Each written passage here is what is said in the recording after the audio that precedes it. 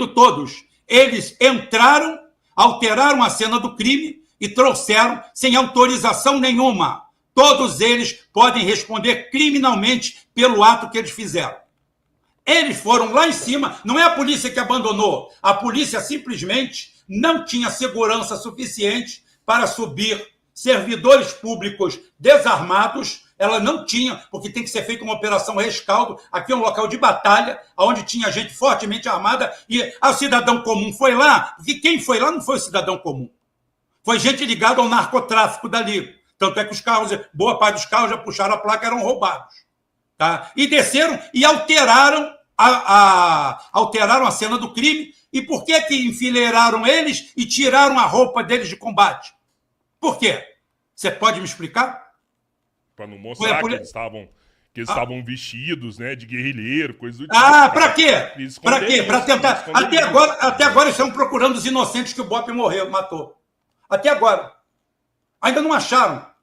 Ainda não acharam que quem não tem passagem estava fartamente documentado nas redes sociais. E aquele deputado federal bolsonarista aqui no Congresso falou que morreu 4 pessoas da igreja dele. Quem? O Otônio de Paula? Exato. Falou, o Otônio de Paula vale alguma coisa? Vem cá. E não eram traficantes. Não eram traficantes, não. Um deputado bolsonarista, tá? Não é mentira. Que bolsonarista? Ele é lulista, bicho. Ele já foi bolsonarista. Ele foi bolsonarista quando era bom negócio ser bolsonarista. Ele passou para o lado do Lula. Ele é lulista. Não é bom negócio ele é lulista. Bolsonarista? Ele não é bolsonarista. Ele foi. Quer apostar? Quer apostar? Quer apostar? Eu sei ele hoje é lulista. Por exemplo, aqui na minha cidade, quando acontece um crime, a polícia cerca, a polícia mantém aquele local isolado até o IML chegar. Depois que o IML chegar e levar o corpo embora, aí eles vão, a Polícia Civil ainda tá lá colhendo. Rodrigo, eu amo Araguari, foi uma cidade que eu conheci e adorei. Araguari fica no cu de Judas e morre uma pessoa a cada 15 anos assassinada. 15, 16 anos é a média. Assim funciona. Exatamente, não, 15, 16 todo dia. Vem cá, todo dia aí tem que funcionar mais aí. Vem cá, tu tá de sacanagem. Tu está chamando quem de burro? O seu público ou a mim? Você está querendo comparar uma ação de guerra... Peraí. Você está querendo comparar uma ação de guerra com 120 mortos, com um morto ocasional que tem na sua cidade a cada 10 anos? Você está de brincadeira? Você está de brincadeira? Você está vendo a realidade da coisa? O que houve ali foi um combate aonde as Forças Armadas, aonde a polícia desceu lá de cima com 90 fuzis. O potencial de violência que tinha ali. Tá? Aquilo ali era uma área conflagrada. No meio da madrugada, carros roubados com cidadãos foram lá, alteraram a situação, tiraram os corpos e colocaram em via pública exatamente para tentar causar algo internacional, um constrangimento, porque tinha um partido político e uma ONG por trás disso. Ô, Rubão, eu queria que o Ministério Público fosse a fundo e botasse todo mundo na cadeia. A ONG e o partido. Ô, Rubão, você vem aqui com uma visão muito diferente de quase todo mundo que passou aqui. E uma visão diferente traz uma narrativa muito diferente de quase todo mundo que passou aqui. O que muda da sua narrativa para a narrativa de todo mundo que passou aqui? O que cada um ganha com isso? O que ganha cada um? Primeiro que é o seguinte, eu sou um dos mais habilitados para falar porque eu vivo aqui. Eu ando isso aqui. Eu moro aqui. Eu tenho 62 anos de Rio de Janeiro. Então eu já tenho o que o pessoal adora de falar da esquerda de lugar de fala. Eu sou o negro de trancinha. Então, eu tenho que falar disso aqui. Outro é porque eu tenho feedback, o retorno daqui. Não do Amazonas, não do Amapá, não de Minas Gerais. Eu tenho feedback daqui. O orgulho, 440% o aumento de procura para o pessoal nos streaming para ver Tropa de Elite. 440, pode procurar aí, bota no chat do GPT. Aumento. 440% de aumento de procura do Tropa de Elite. Por quê? O povo começou a se sentir realmente virando o jogo em algum momento. Isso cria um efeito positivo no povo e, ao mesmo tempo, bota na cabeça do Comando Vermelho, dessa quadrilha, que é o seguinte: se eles quiserem continuar existindo como instituição criminosa, eles, se forem enfrentar a polícia, eles vão perder feio. Eles perderam 120 homens em armas. Não é fácil. Aqueles caras, o cara no tráfico não dá o fuzil para qualquer um, não. Bom, falar que lá tinha 2.000 armas lá, 2.000. Não tem 2.000 armas ali, não. Ali não tem 2.000 armas, não. Ali são 500 fuzis. 500 fuzis naquele grupo ali. Onde tirou 2.000 armas? Olha só, não tem 2.000 homens ali em armas. O levantamento que tinha ali são de 500 a 600 homens naquela região ali de armas. Então é o seguinte, o que acontece? É um baque violento. Esse negócio de já botou tudo lá é mentira, tá? Porque o Jacaré perdeu 27 homens e 35 fuzis e até hoje está meio baqueado. Tá? 3 anos atrás, se não me engano. Então é o seguinte, foi a mesma coisa de lá. Então o que acontece? Ali perdeu 120 fuzis, mais ou menos, e 100 e poucos homens. Não é fácil de repor. E outra coisa, a autoestima do carioca melhorou muito. E o Cláudio Castro veio a público e viu que acertou o filão. Político é político. Ele já anunciou mais 10 operações. Brasília, isso que a gente tinha que estar discutindo aqui, mas eu vou deixar para discutir no meu canal. Quem estiver aqui assistindo vai ter que ir no meu canal assistir. Tá? Porque eu vou dizer o Força efeito... Brasil. O efeito Cláudio Castro. Eu vou dar aqui uma dica, porque vocês são meus irmãos. A gente tá brigando aqui, gente, mas a gente se ama, tá? A gente não tá brigando. Bom, a gente não tá brigando. Não, mas é porque o pessoal de fora... Isso que a gente está fazendo aqui é liberdade demais, tá? Então é o seguinte, esses dois são duas pessoas sensacionais, porque as pessoas podem falar assim, pô, o Rubão, o Rodrigo é o seguinte, rapaz, o Rodrigo era um fascistão, rapaz. Eu conheci o Rodrigo. Nunca fui fascista. Não, para a esquerda era. Eu sou fascista, por que você não pode ser na hora essa? Então é o seguinte, até porque é o seguinte, as pessoas que falam em fascismo não sabem nem o que é fascismo. Uhum. As pessoas não têm ideia, nem da esquerda. Para eles, todo mundo que não concorda com eles é fascista. É só não concordar com eles. Não concordou com eles é fascista. O que você fala, aquilo ali é vermelho, ele diz que é amarelo, é vermelho, é amarelo, vermelho, é amarelo, para ele botar o ponto de vista dele, ele chama de fascista. Diz que você é misógino, diz que você é aquilo, diz que você é aquilo outro. Tentam te colocar um monte de rótulos. O que eu quero dizer é o seguinte, Cláudio Castro, existe um terceiro poder aí que está tentando tensionar a situação. Esse terceiro poder é o judiciário. O Cláudio Castro tem uma ação no TSE e a relatora votou pela cassação do mandato dele. Caraca. Não. Isso aí é que a gente devia estar discutindo e não está. A relatora votou pela cassação do mandato dele. Os poderes não têm que ser harmônicos entre si? Os poderes têm que ser harmônicos, mas no Brasil são filarmônicos. Então é o seguinte, o que acontece?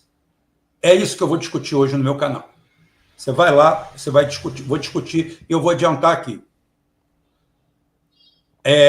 Se você vê o elemento-chave que criou a Primeira Guerra Mundial, você não acredita. Só você estudar. Primeira Guerra Mundial aconteceu, por mais que tenha armação, que tenha interesses grandes por trás, ela acontece de uma forma surreal, de um assassinato secundário de um ator menor, que é o Francisco Ferdinando, e a mulher dele, lá na Sérvia, foi morto por um sérvio, foi na Sérvia, né? Sarajevo, tá? E aquilo ali, por um jogo de cartas, por um dominó que foi caindo, se transformou na Primeira Guerra Mundial, e esse duplo assassinato deu o start para a morte de 15 milhões de pessoas e o mundo mudar. Inclusive, tem muita gente que chama, aí é geopolítica, né? Chama que a Segunda Guerra Mundial e a Primeira Guerra Mundial são uma guerra apenas, com 21 anos de intervalo entre 1939 e 1918. E o que deu início a isso tudo foi um ato prosaico, ou um assassinato de um cara de segunda linha, do Império Austro-Húngaro, Um Zé Bosta. E esse cara desencadeou tudo isso. Até a semana passada, o Cláudio Castro era o Zé Bosta da história. Era o Francisco Ferdinando, um governador com meio em baixa, um governador sem carisma, que virou governador por uma série de coincidências, que ele nunca seria, em condições normais de pressão e temperatura, governador do Rio de Janeiro, e ele acabou virando governador, acabou se reelegendo, e o quadro que aí está pintado coloca ele dentro de uma situação ímpar dentro do Brasil. Porque é o que eu falei, a relativização desse governo com o crime, a forma leniente como eles tratam o crime, a forma relativista como eles tratam o crime nunca pode ser tratado com relatividade. O crime tem que ser tratado sempre de frente. Se você tiver efeitos mitigatórios para fazer, você os faça. O primeiro efeito mitigatório que você tem que fazer é aumento substancial da renda do povo. Enquanto você tiver programas defendendo a Faria Lima e defendendo o Wall Street e defendendo investidores, e você não tem um governo focado em aumento de produtividade, em melhoria de condições de vida, aonde você tem um governo, um país governado por um merda igual esse Lula, ou por um merda igual esse Bolsonaro, calma que alguém está pensando aqui que eu estou... Não tem. Todos eles representam a mesma coisa, porque todos eles são oriundos do mesmo lugar e mandados pelo mesmo grupo, por um grupo que está pouco se lixando, por um grupo que desde 1994, se não me engano, desde 1994, nós pagamos 11,8% em média de taxa Selic e atualmente pagamos 15%. Não há condição de nenhum país no mundo crescer dessa forma. A única coisa que você vai criar é um fosso social. Ao mesmo tempo, para o país não explodir em cima de tanta miséria, eles criam uma leniência jurídica, onde o narcotráfico toma conta das ruas e você deixa a própria população ao Deus dará. Cheio de conversa, cheio de ministro dos direitos humanos, de ministro dos negros, dos mulatos, dos cafusos, dos confusos, dos índios, dos isso. E, do outro lado, tome-lhe vender o Brasil. Tome-lhe vender o Brasil. Ainda tem um escândalo da Ambipar aí para vir a público. A Ambipar já entrou com processo de recuperação. A Ambipar tem hoje, assinado por um funcionário de terceiro escalão, acesso a 1,5 milhão de quilômetros quadrados. Isso aí deveria dar mais ou menos a 15ª nação do mundo em extensão territorial, ou 18ª. Né? E não se engane se daqui a pouquinho aparecer um investidor europeu ou americano e comprar o controle da Ambipar e, num passe de mágica, esses 1,5 milhão de quilômetros quadrados de reservas passem para o domínio de uma empresa estrangeira. Já temos aqui o Ministério do Meio Ambiente, pela Marina Silva, que não tem voto, não tem representatividade, não tem nada, mandando no país e cerceando o direito do país crescer. Se bem que crescer dessa forma também, eu não sei para quê. Nós já doamos o pré-sal e para doar isso aí pouco custa. Podemos doar tudo. O Brasil está nessa situação. Então, o problema é complexo, se mistura, e o Brasil dar errado, ter uma educação de merda, ter uma universidade pública que não serve, está servindo para absolutamente nada, ter um judiciário nesse termo, isso é um projeto. Há um projeto multipolar por trás disso tudo. Isso daqui não é de graça. A violência não está na rua desse jeito. Tá? Esse antagonismo criado entre uma parte da população a favor e contra, não era para ninguém estar contra porra nenhuma. O brasileiro não tem mais que relativizar direitos humanos numa situação extrema que existem organizações criminosas no Brasil de fuzil em punho, de arma em punho. Aí você vê num momento crítico do Brasil, um momento geopolítico, você é obrigado a engolir um pedido de pêsame, um mandado de pêsames emitido pela Casa Branca para os policiais mortos e o governo brasileiro subindo o morro para ver o que a família dos bandidos está precisando. Tipo, cara, tem papel mais degradante do que isso? Tem papel mais antagônico do que isso? Tem papel mais patético do que isso? Tem como você defender isso? Eu já falei, eu pego o mau policial, eu boto ele na rua, eu boto ele preso. Agora, você partir da premissa que o seu Estado, a polícia que mais mata no Brasil é da Bahia, mas a Bahia é governada pelo PT, não é a do Rio. Cadê as investigações? Cadê a DPF para a Bahia? Na Bahia não tem favela, não? Por que não tem a DPF na Bahia? Por que todo mundo quer se apoderar do Rio de Janeiro? Por que querem destruir o Rio de Janeiro? Os governadores do Rio de Janeiro, quase todos os ex-governadores... Preso, O do seu estado não está preso porque não criaram um processo. O devido processo legal botaria todos na cadeia. Conheço cidade do tamanho de Araguari, do tamanho da minha, que o prefeito todo mês vai lá na OS e recebe 1 milhão. 1 milhão. Uma nota em cima da outra. Um saco em dinheiro. Município que tem gente pobre, miserável. 1 milhão só daí. Depois tem o lixo. Depois tem a merenda escolar. Tem um acerto de tudo quanto é lugar. Mas OS de saúde e lixo é sagrado. Tá? O dinheiro entra por ali. O cara recebe 1 milhão. Eu conheço um município aí que a ONG que tomava conta correu, não aguentou. Tanta extorsão. Esse é o país que nós temos. Você não tem uma ação só para tomar. Agora, está todo mundo voltado só para o BOP aqui no Rio de Janeiro, que cometeu uma ação lícita, limpa, ordeira, e que se aconteceu daquela forma, foi porque várias instâncias, tá, atuaram a favor daquilo acontecer. O Rio de Janeiro virou o resort do crime. O ano passado, a polícia pegou 400 e poucos criminosos de vários estados do Brasil aqui no Rio de Janeiro. E, não raro, todos eles vão embora na audiência de custódia. O cara foi pego com 200 quilos de cocaína, foi embora na audiência de custódia. Aí eu vou te contar um caso. Um amigo meu me ajuda.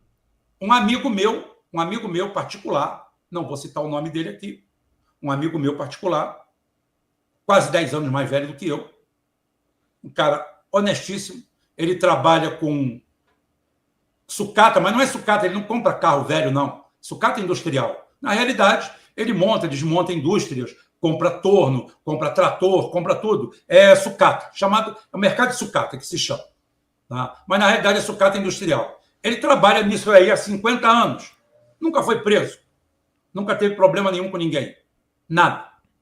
Chegou um cidadão lá e vendeu a ele, acho que 3 ou 4 compressores, e apresentou a nota fiscal. Apresentou tudo, botou a documentação lá. Quanto você quer? Eu quero 100 e poucos mil. Então, vou te dar 80 mil aqui agora. Beleza. Apareceu a polícia lá. Olhou aquilo tudo. Falou assim, os caras estão aqui, olha. Estavam presos, os caras estavam juntos. Eles roubaram esse equipamento. Mas eles me deram a nota, que essa nota é falsa. Foi todo mundo para a delegacia. O meu amigo de 70 anos de idade, que nunca foi preso, nem por roubar bala Juquinho, ficou 40 dias em cana. E os caras que roubaram saíram pela porta da frente. Foi na audiência de custódia, o juiz filho da puta, bandido, canalha, que bota marginal e traficante toda hora na rua, pergunta se ele tem cafezinho, pede para perguntar, me ajuda para eu te ajudar. Pegou esse meu amigo, um senhor de idade, de 72 anos de idade, que mora no mesmo lugar há 50 anos, que o prédio é dele, o negócio é dele, que caiu num conto do vigário, tá? Que comprou um negócio, foi receptador 180, sim, de boa fé, documentado. Foram presos todos, mas como o flagrante estava na mão dele, ele ficou preso. Que porra de país é esse, caralho? Que porra de Estado é esse? Então é o seguinte, quando a população... Pô, mas vou te falar, hein? Não dá para relativizar isso, não. Hein? No caso do seu amigo até entendo, mas 99% dos caras nessa área, sempre tem que comprar, eles compram e eles sabem, muito não sabem nem de onde veio. O que eu quero te dizer, olha só, eu falo. Olha só, Roberto, Ô, Roberto, eu estou falando que o ladrão que roubou foi responder criminalmente e ele foi preso. O ladrão não deu nada de novo. O ladrão foi solto. Ele foi preso. O cara que foi pego com 200 quilos de cocaína foi solto. Isso é foda. Tá? Na audiência de custódia. É esse o judiciário brasileiro que nós temos.